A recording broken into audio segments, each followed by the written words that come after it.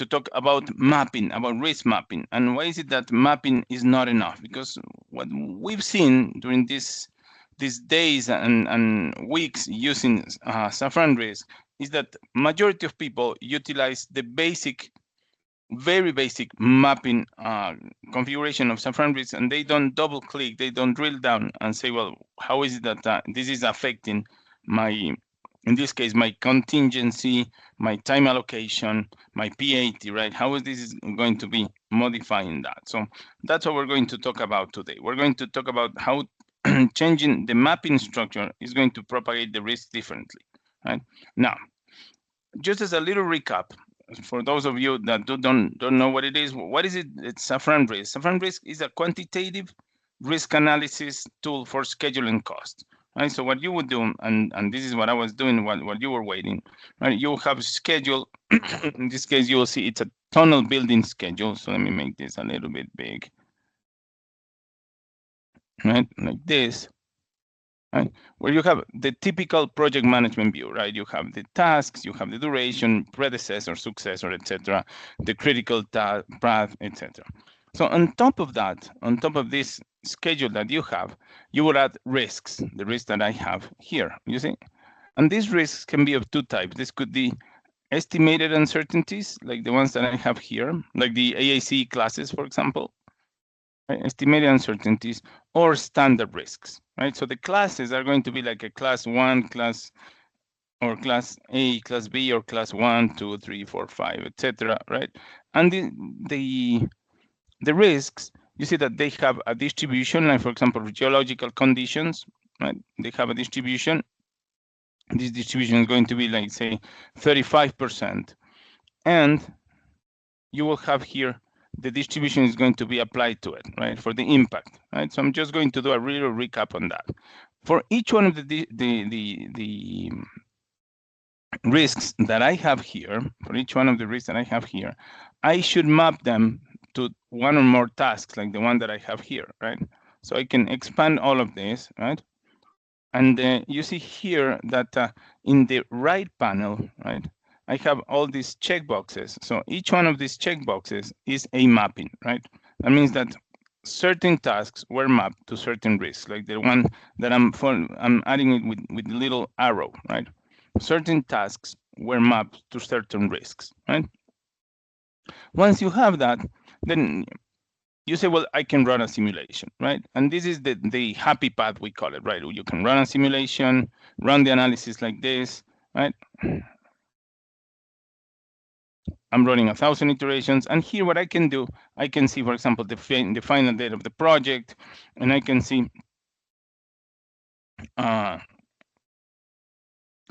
my finish date, I can see my duration, and I can see my cost if the file has cost. Otherwise, it's going to be only duration, right? Like this, right? So this is normally the happy path, or the path that we follow to build this type of models, right? Remember what Safran risk was, right? A quantitative risk analysis tool for schedule and cost. Also, it's a tool for schedule health check. This is new. I'm not going to show it in details, but now you have a DCMA14 test analyzer. And also you have some additional health check, something that we had this technical debt before that now it's completed. So this is outstanding what you can do here. So I will totally recommend to you. And runs Monte Carlo simulation, which I just did, and integrates schedule, costs, elements, and the risk register into the same model, which is what I show you. And imports data from Primavera P6 on Microsoft project, or you can do it on your own. For example, this one here, this schedule here, I do it on my own, right? I use this when it says rows. You see here. Where is it? Here, right? And I can insert tasks, milestones, amok, etc. Whatever it is that you need for the project. Now, this is the, let's say, the preparation, right? The preliminaries. And does it matter in this representation, right? Let me show you here, right? These values that we have in the model are the values that we use for contingencies, right? For contingencies or for time allocation. For example, P80 here is going to be used for my contingent. Let me put it in here. You see, I have my PAT here, and my PAT is going to be used for my contingency, or in this case that we're talking duration, is going to be for my time allocation. If I change this to duration, remember that you can change that. I can see it like this, right? I can see it like this. So my duration is going to be 989 days, right? And my deterministic was going to be 845 days, right? So this is for us to take into consideration as we progress with the model, right? So what I'm going to do, I'm going to present 5 cases, right, to help avoid these simplifications that sometimes distort the exposure, right? That they're going to change for good or for bad my PAT. Normally they are underestimated, and that means that when I do this case, it's going to more fairly estimate what we need, right? So why mapping is not enough, and this is the title of the presentation, because the most practitioners, they associate the risk, as I did here, right, with no other, you see, no other parameter. You have many different layers below that, below each mapping of each risk for each task, and people normally don't do anything about it, right? So the idea is that we have to reflect reality, and which requires much higher precision and a little more time to fully understand how each risk will affect the tasks, right? So if we analyze different types of mapping, this is going to enhance the model, and it's going to improve the accuracy of the results. So after reviewing the mapping options, you will decide, right, how to better map the risk, even if you use the default options. Why is that? Because now that if you like, for example, the project risk here, and we're going to see this, right, this impact independently or not, now you're going to know what happens if you don't do anything. Before you just leave it like that because maybe you didn't know. Because, and I know how it feels, is that you have a very complex structure, a very complex tool in front of you, and perhaps you don't want to spend any more time because you already are doing something that it's very complex itself. So the idea is to drill down, to double click on this, and you see that, and you will realize that these 5 cases that we will explore, they are not difficult, and they are very likely to be added in your immediate work with Safran risk, right? So how is it that it works? Let's go one by one. What I have here next is the statistics of the model, right? The use case. Remember that I said it's like 900 days. It's a typical project composed of critical phases, etc. We have the deterministic 845 days, 999 days as PAT, right? And my range goes from 838, which is here, to 1,123 days, right? That's good. What else do we have? We have a project goal of 900 days, which is not very easy to achieve, right? And the probability of achieving the deadline is only 19%. And there's a high risk of delay if no action is taken, right? So all of this is the context to the model, right? So we don't just deep dive into the options without having a context. Which are the main risks? Remember that you have the risks here.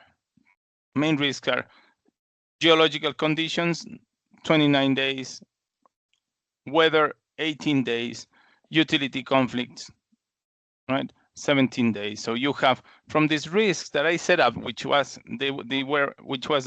my risk register, we had 7 risks. The main 3 risks are this, right? This is, remember that you can generate this graphic using the sensitivity analysis here, right? Now, how is it that we're going to continue? Let's go to the first one. Right, like this. Let's go to the mapping cases. First of all, this is the list of the cases that we're going to review, right? Serious versus parallel impact. If you're a PRA user, and I imagine that some of you are, so this is the same as the PRA user. Then we have independent versus dependent risks. Then we have overriding factors, which is something that I really like about Safran risk. Partial activation risks and cascading risks, right? The typical risk that occurs, and a lot of things happen after that, right? Now, first of all, serious versus impact in the use case of the risk. How is it that you do it? How is it that you configure it? You go to risk mapping, and you see that, for example, in this case, for the systems concept design, I have, you see here in systems concept design, you can see that in the schedule impact, you will have it's a high uncertainty task that is affected by two risks, you see, geological conditions and utility conflicts. Right. Now, how is it that you can configure how they are going to affect it? You see that everyone now is in parallel. You can see that here. Everyone is in parallel. Meaning that in this case, and I'm just going to talk about the risks here, right? If these two occur simultaneously, right? Safran risk will assume the impact is the greater of the two, right? So let's say that you have, let me go back here. You have between 10 and 120 days and 12 and 110 days. If these two risks occur simultaneously, and you have that here in 90 days, and you have this in 30 days, so the 90 days is going to be the final one. The greater, right? The biggest of the two, right? Why is that? Because we said that this is going to be in parallel, meaning that if the two risks occur at the same time, we just take the biggest of the two impacts. If on the contrary, you see, as it says here in parallel, we model using the maximum realized impact. But if you have something in series, that means that, for example, we have one risk for engineering, purchasing, implementation, commissioning, etc. We'll have to sum up all the impacts. So we can go back here, and let's say that we have this task. Let's say here. Let's say that we have this. Let's say TBM procurement, right? And we have all these risks. So what you can do, you can say that this risk is going to be in series with this other risk here, R7 with R3. That means that if the two occur, right, one, so you'll have to sum up the impact of the first with the impact of the second. You have to do a summation of it. That's what's going to happen, right? So the main idea is that you should have the ability to discriminate when to use the first and when to use the second. Let me give you some examples here, right? We have some examples here, right? And then I will show you, for example, in this case, at the beginning we had in series, at the beginning we had in parallel, you see, some of the risks. I made some changes to the risks and I put everything in series, and take a look. I had a 9 days difference at PAT, right? So that's what happened, right? If I change all the risks. Now, typical risks, for example, you have sequential flows, and that could be earth moving, drainage, paving, delivery, etc. And if you have simultaneous issues with all of them, for example, heavy rains, depending on which part of the world you are, or heavy temperatures, etc., where you have different parts of your system that are going to be, in this case, affected. So this could be that you have a parallel approach. That means that you just take all of them at the same time, and you say, well, the biggest of the four is the one that is going to be affected, right? Or it could be a sequential flow, right? Because, and this is something that I've seen once, that, for example, you have two roads here, and because of the rain, you have two issues, right? One is here, you have landslide, you have another landslide, and then you only have one crew, right? That's going to fix it. So you have to go to the first one, and then you go to the next one. So then you will have to sum up the two impacts. What happens if you have two crews, right? You have two crews, this is going to be there, this is going to be there, and then you just have the biggest of the two, right? So that's the idea. If you have several fronts affected, what is your capacity to face and to fix all of these fronts at the same time, or they just have to wait, right? That's the main idea. So that's the first one, right? That's the first one.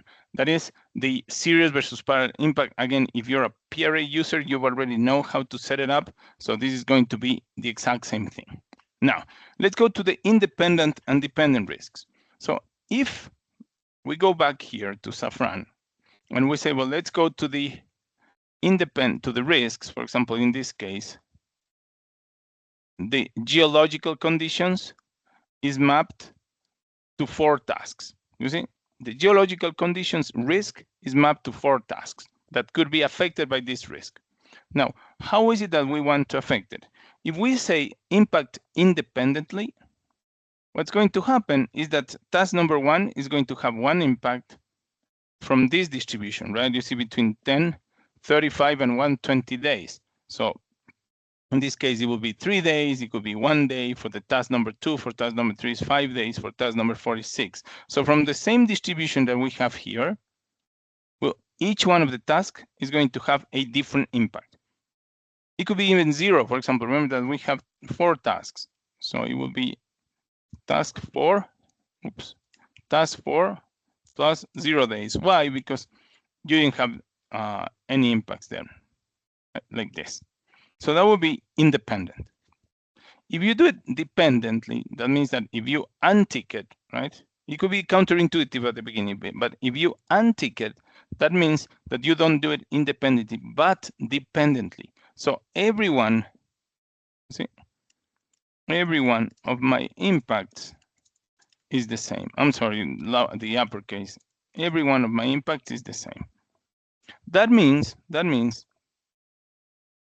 that, for example, if I get a sample from this distribution, in this case, let's say that it goes from 1 day. So it's 4 days. So that means that task 1, 2, 3, 4, and every one of the tasks that is affected and mapped to this risk are going to inherit the same impact, 4 days, right?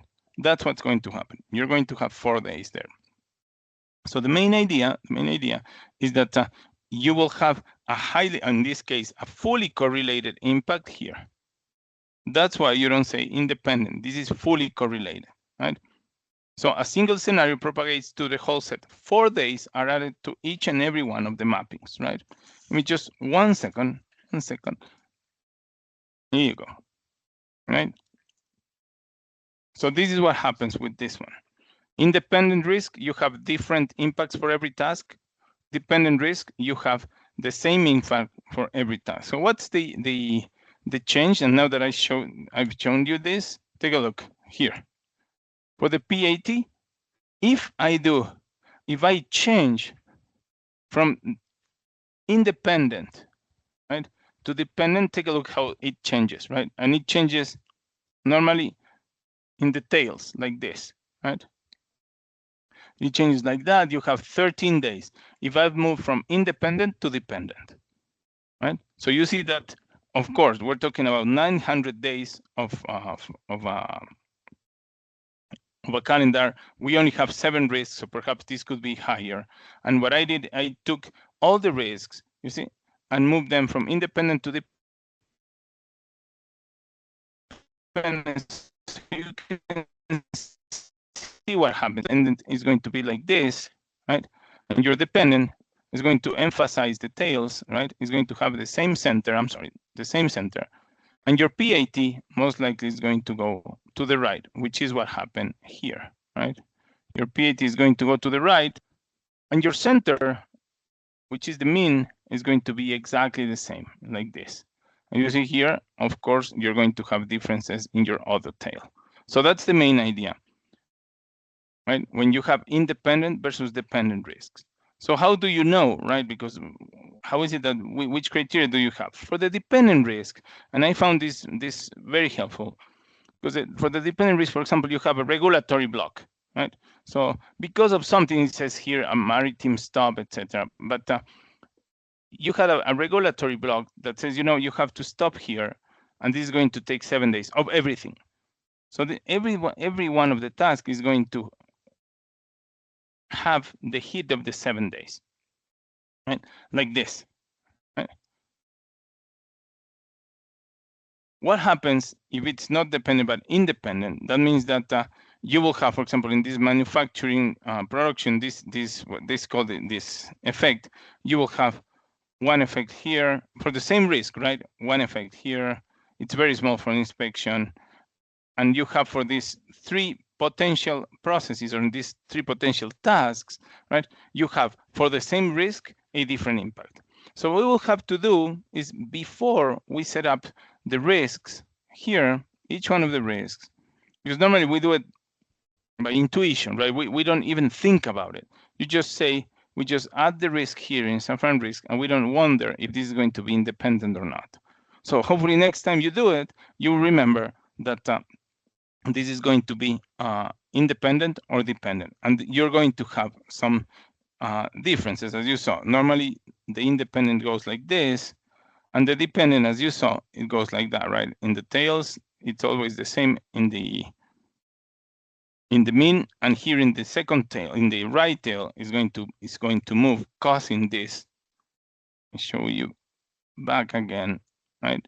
Causing this move, right? So in the center is going to be the same, but in the tails is going to be different, like this, right? Like that. So it's independent or dependent risks. So that's case number 2, right? Let's go to case number 3, right? Case number 3 is the overriding factor. And I really like this one because it is a really good solution for one problem that we always have, right?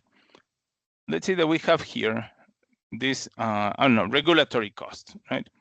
On regulatory risk. And this regulatory risk is going to add between 5 and 60 days to whatever the tasks it is mapped to, and it has a 20% probability, right? Like this. So if we go here to the regulatory cost, let me show you here with a little example. Here in the risk mapping, what you can do, you can come here and say regulatory, and you click there on the header, and then you will see only the ones that are affected. You see, I click back, it opens everything, I click again, and it only shows the ones that are affected. So these ones are all under the same summary, you see here on the same phase or work package, right? And what you can do here, you see, in the regulatory cost, you can go to each one of the tasks. So for example, here I'm going to go to fault tunnel excavation section A, you see?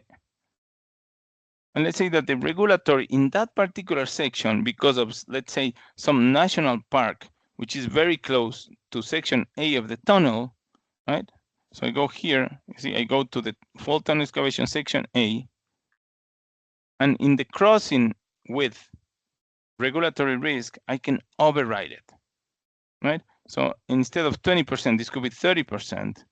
And instead of this triangular distribution, see here, you can change also the impact distribution. This could be 25 days, 40 days, let's say, and 80 days. You see, it's a much higher impact and probability of occurrence. Why? Because the zone is different. So this fixes the typical workaround that we use when we have the same risk that is affecting a different task with a different impact probability or distribution, right? Normally what happens is that you create a new risk. You see, that's normally what we do. We create new risks, and then we start to have last names in the risks, right? And say risk, regulatory risk, and then it says regulatory risk section A, regulatory risk section B, section C, etc. So one solution, I really like this one, is that you can do it like this. You can create an override and say, well, for this particular task here, and you see that now this was added in the new version 25, you see, now this is in pink, meaning that this is an override to it, right? So that means that the fault tunnel excavation section A and its combination with the regulatory risk, which is basically this, they use the override. Furthermore, if you like to validate if each one of the risks, because you see this is the task view, if each one of the risks have an override configuration, you can go here, you see, I set up the regulatory risk, I choose it, and then now if I go to this mapping, you see, it's overridden. Right? So that means that my risk, the risk that I had here, right, was set up as overridden. So that means that I have a way to identify it, right, which is great. It's great to have this way of identification as well, right? So let me come back. Let me come back and explain, right? So what happens here is that you have for task A a distribution between 2 and 4 days, 2 and 4 days, 2 and 4 days. But here, the override is 8 to 15 days. It could be the opposite, of course. You can have less impact. You can have less of a probability. It depends the type of risk that your modeling. But it says here, this avoids diluting the special risk inside a generic average. That's something that people do too, you see? Sometimes people like to have a generic average for everything, and then you put everything there, like a blender. So this avoids the blender. And here, this is very useful for engineering, maturity, rework, etc. So what I like the most is that it prevents you from creating a new risk in the risk register for the same thing. Right? You see that the risk is the same, and it's just the task that was going to have a different impact. And like, for example, here, in mining, engineering change affects several disciplines, but the crushing plant requires much more rework. Or in construction, for example, late procurement affects several packages, right? But the long lead item concentrates a much larger delay, right? So this is how it is. And of course, we have a diagram here, right? This was for a mining event. And here, for example, you have the electrical impact, which is the same. The automation updates the same. The piping adjustment is the same, but if the risk occurs here in the crushing plant, right, the impact is way, way higher. Right? So if this risk occurs in the crushing plant, of course, bad things will happen in that particular example, meaning that we'll go back to this, right? Perhaps between 2 and 4 days of impact, they're going to jump to 8 to 15 days. Right? If you have questions, please remember to add it to the chat. That would be great. Let's go to case number 4, right? Case number 4, it's the partial activation of risk, right? Partial activation of risk. And the risk now is mapped to several tasks, but it is only activated in a subset per iteration. You see, in this case, in every case, you see that what we've been thinking is that, for example, we have the regulatory risk. So if this occurs, the impact is going to travel to each one of the 4 mappings. But now there's something that you can do here. If you go to options, here in the risk, in the project risks, and then you go and click what it reads, show advanced impact, like this, right? Right. So what you can do, you will have more options here, right? You will have, it says, you see, absolute days, and before you didn't have that. This apply to each and all mappings, you see? Before you didn't have it, now you have it. Now, how is it that you use it? Because the nice thing, I really like it, is that you will get a simple way of choosing how do you like these mappings to occur, right? You see that we were focused on the impact of the risk, if it's parallel, if it's in series, of the overriding of the impact of the risk, the probability and the impact distribution.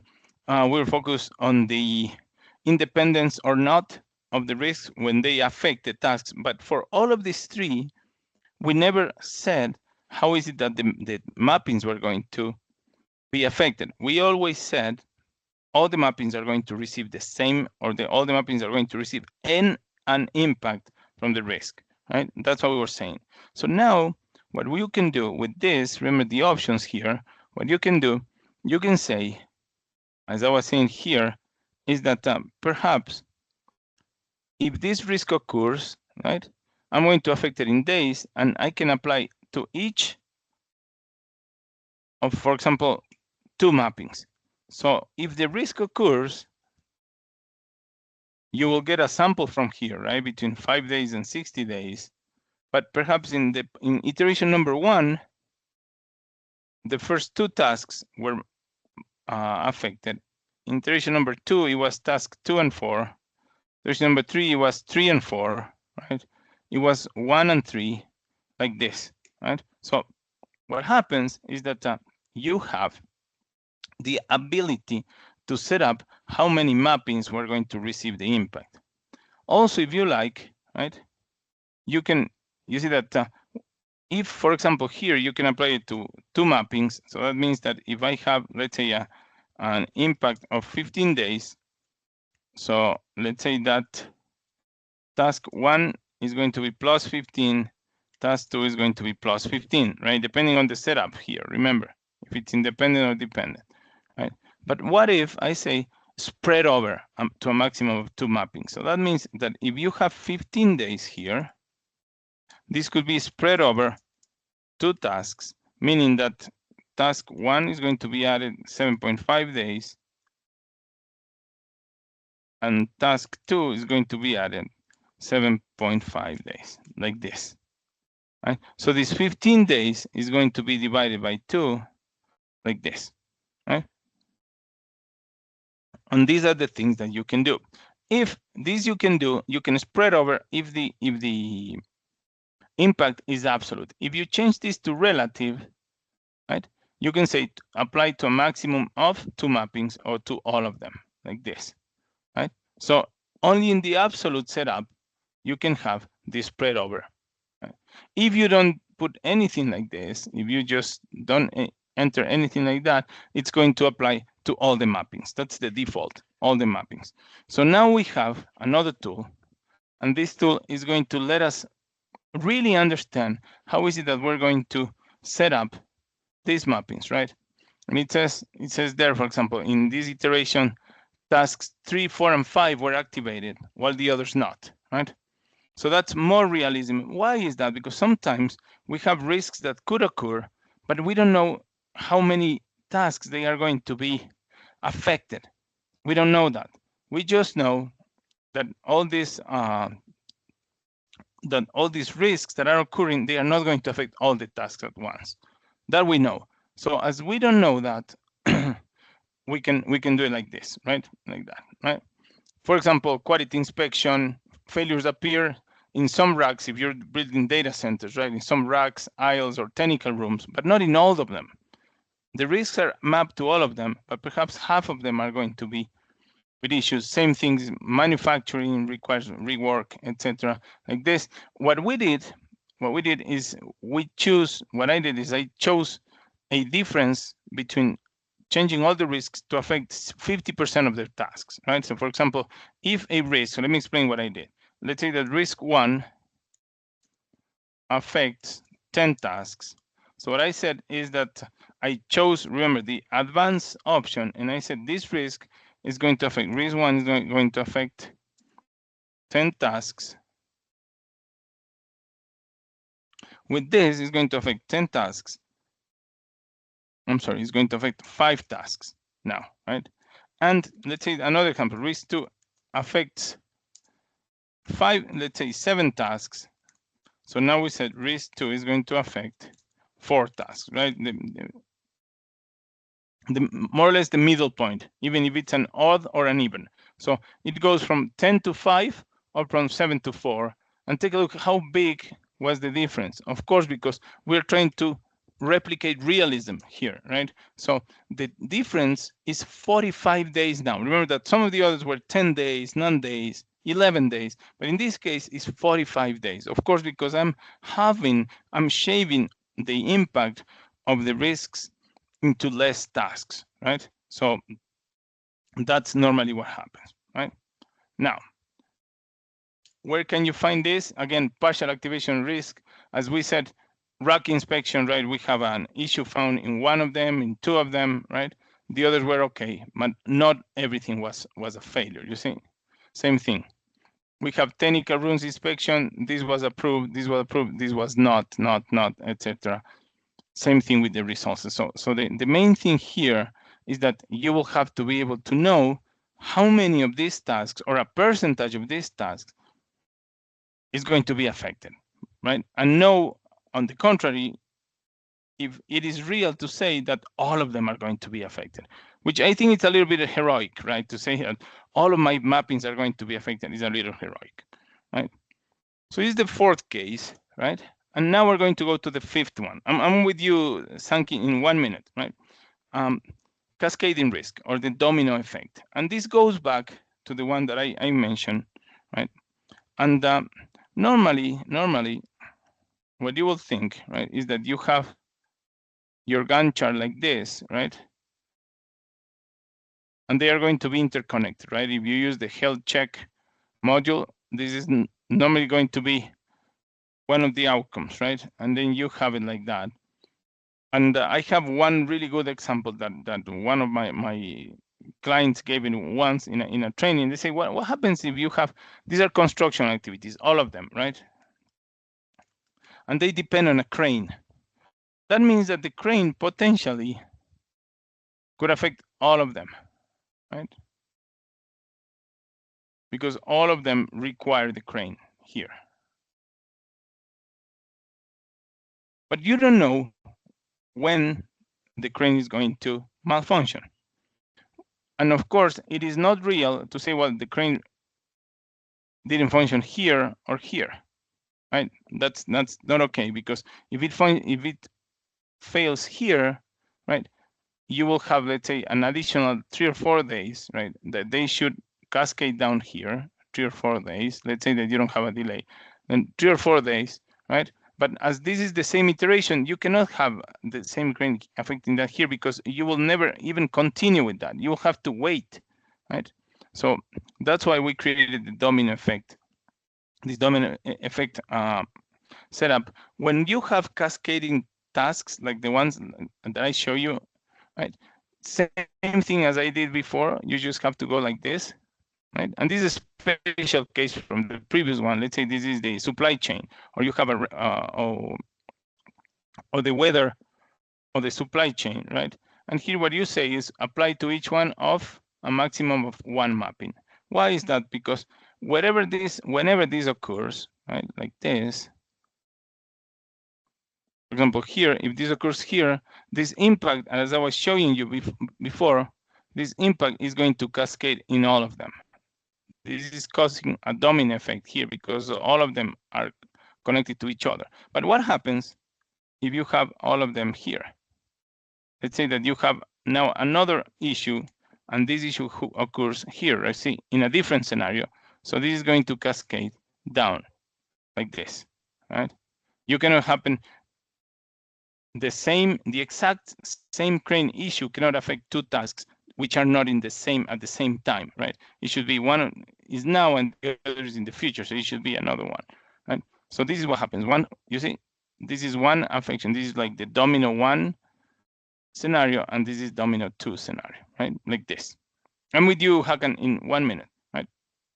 So this is the domino effect setup, which we have here, which is an initial trigger that successfully shifts cost and schedule, right? Pushes the schedule and raises the cost, right? Because you have to wait, you have burn rates, you have all of these things that could happen, and that's everything is connected. It's creating a domino effect, right? So even the event starts in one task but propagates later into later phases. The direct impact may be small, but the systemic effect may be large, right? For equipment failures, interfaces, logistics, and commission. The logic improves the reading of vulnerability between project phases, right? Crane failure, the one that I said before, right? Oil and gas critical equipment shutdown, interrupting installation, supply, testing, and plant startup, right? And we have a really good industrial shutdown presentation. So maybe you want to check it out. So I'm going to answer some questions here, because this is mostly the presentation. You see that what I wanted to show before I answer the questions was a few of the advanced options that we have here in Safran that could let you generate more realistic models, right? So from Sankey, she's saying, he says, in EPC project, it's mostly dependent claim, right? I mean, it depends on how you set it up, right? It depends how you set it up and how you're going to set up the risk. Remember, a dependent risk, just for here to remember, is the one that it's not selected. It's the default. And the dependent one, let me go back here in the presentation. It's going to be here, right? The dependent, meaning that every time that the risk occurs, right? Every time that the risk occurs, the impact is going to be the same for each one of them. That's the dependent one for the first question, right? It's mostly dependent, right? Why is that? Because you have 4 days here, and you have the exact same impact here, 4 days and 4 days. that means that they are dependent between each other, right? They have the exact same one. They have a correlation index of 1, right? So if your tasks are going to receive the impact in that particular way, this is going to be the dependent one, right? So that I would say, as you said, Hanky, it's mostly dependent. It depends on the logic of your model. But what I try to understand is how is it that it works, so you know which one you want to choose. Right? What? Let me go to the next one of what Hakan says, and says, what is the logic behind having the impact? Right? Remember that what I did here, and I said, for example, I have 4 different mappings for different tasks. And what he says, right, is that if we do the mapping correctly, not excessive, do we really need this partial activation method? Having impact means creating very aggressive PATs and ultimately would impact contingency time. I think it's the opposite. I mean, having the impact, if we choose to have the impact, right? Let me go back here to answer you, Hakan. Right? If you have the impact, that means that less mappings, less tasks are going to receive the impact, meaning that you're going to have a smaller PAT. That maybe that's one of the things here. So let me show you, right? Here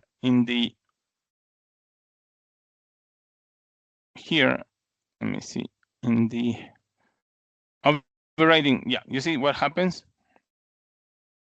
This was the partial one. This was 50% of mappings, and this was 100% of mappings. So what he's asking, right? And I know where this doubt comes from. It's why is it that we have to cut the number of mappings if we're doing the mapping correctly, right? And sometimes what happens, and this is what from my experience, right? And of course you can have different ways of setting up the risks, is that many times we have risks like this, and you say, well, but this risk is going to affect this too. And maybe I will have one risk, and this risk is going to affect this too. And then you start growing the risk register. But sometimes you have, imagine that you don't have tasks that are different, but maybe you have, I don't know, tunnel A or portion A, tunnel B, tunnel C, tunnel D, right? And perhaps the risk could affect tunnel A and C, but sometimes it could affect B and C or A and D. It depends on the situation, again. So I'm not saying that this is necessary to change whatever you do now, but now you have a different resource. And this different resource, what is going to be the main outcome of this resource is not to add new risks, right? That's my recommendation, not to add new risks because you have a different configuration for the tasks that are being mapped, right? So I'm with you, Hakan. If you do the mapping correctly, right? Why is it that you need to have or to increase the number of mappings? Of course. But if you have these situations where you added risks because you have different regions, sites, portions of different work packages that could be related like this, now you have this resource, right? Let me go back to the questions. It says from Jochen says, from experience, most risks should be modeled independently. However, correlation for risk occurrence and impact can be defined. That's exactly right. If you click here, you see, this opens and you can correlate the risk. You can correlate and you can say, well, the impact is going to have a 0.7 correlation, right? Like this. So this is totally different because, of course, before we had a correlation of 1, which is what I was explaining before, right? In every task, you have task plus 4 days plus 4 days. Oops, I'm sorry. Plus 4 days plus 4 days. So this is the impact is going to be exactly the same. This has a correlation of 1, right? Because it's always going to be 4 days or 3.5. Any number that you get is going to be exactly the same. Now, if you go for the independent without correlation like this could be now, instead of 4 days, 4 days, it could be 0. The next one could be 0 days, 3 days, 0.5 days. So if you like, you can modify a little bit the level of correlation here and say, well, this is going to be 0.7, 0.6, etc. So it's not like it's 0 or 1. You can have all the correlation coefficients in between. So thank you for that, Jochen, much appreciated. So let me see here. I remember from our friend Carlo, I'm not sure I understand the domino effect. If the activities are connected, is already given by schedule. It's exactly. But if they are not connected, yeah. If they are not connected, so that's what I was saying before. Thank you for that. I will explain it again. And this is something that perhaps you already know, but you have more risks added to your risk register just to refine that, or just to reflect that. So let's say that we have these 4 tasks that we have here, and they are all connected, right? So this is the setup. So maybe I didn't explain myself okay, Carlo, and thanks for that. So if they are connected, of course, if a risk occurs here, what's going to happen is that you will have a delay that's going to be propagated to all the subsequent risks, right? That's the domino effect.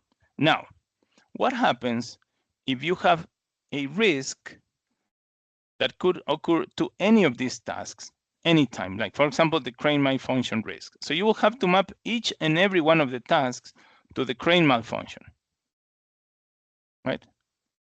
But the crane malfunction cannot occur more than once, right? Because it occurs and then you have to wait until it's fixed, and then you continue with the construction, right? So this is, as I said before, case number 5, the domino effect, is when you have one occurrence of the risk permitted, but the risk is mapped to a lot of tasks that are related, like for example here.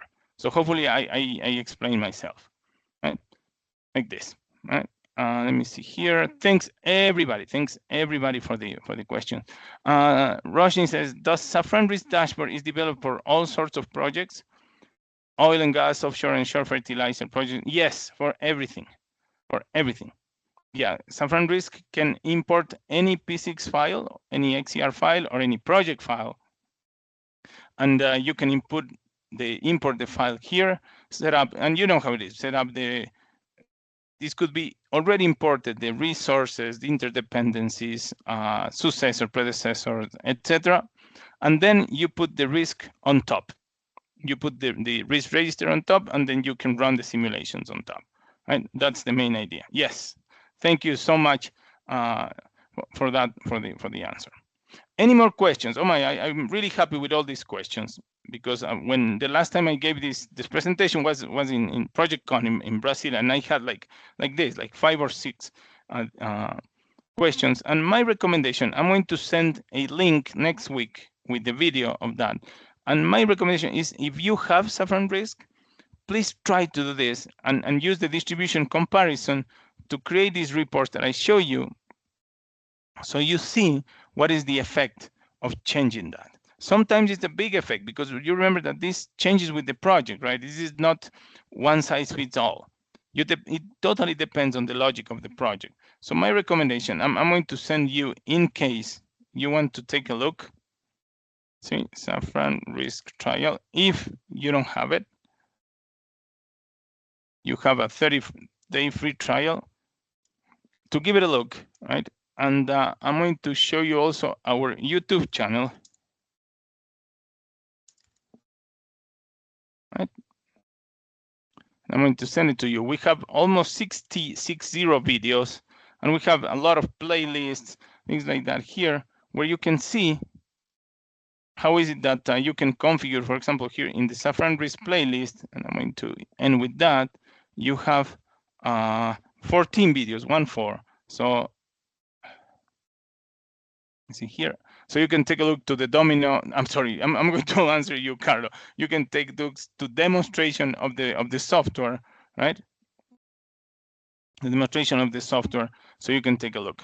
And let me see, let me go back.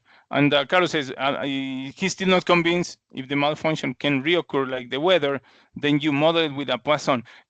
Yes, but it's going to be in the you see that the weather, and it's a really good one.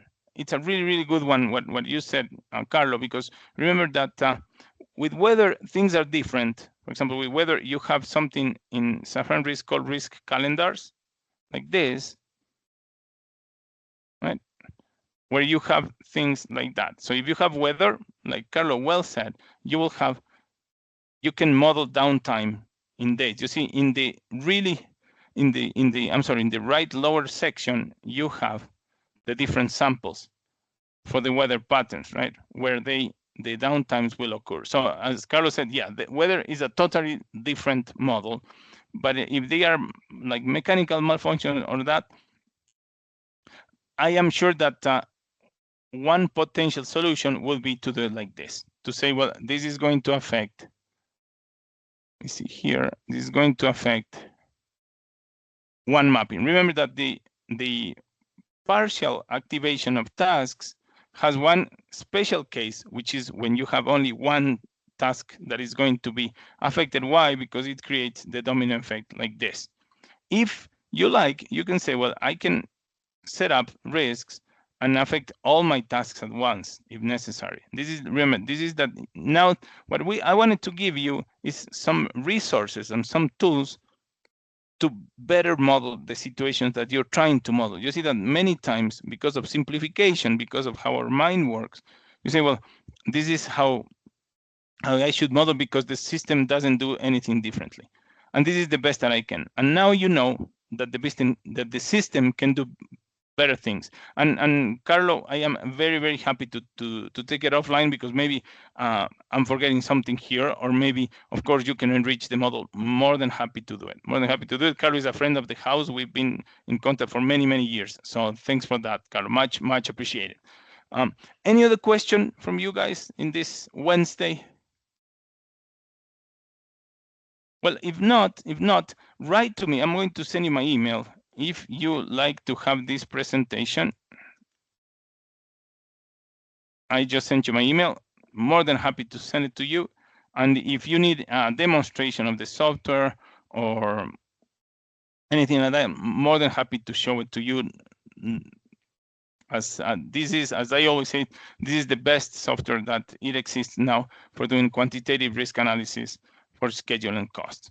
So thanks, everybody. Enjoy the rest of your day, and I'll publish the video and let you know. You take care. Bye-bye.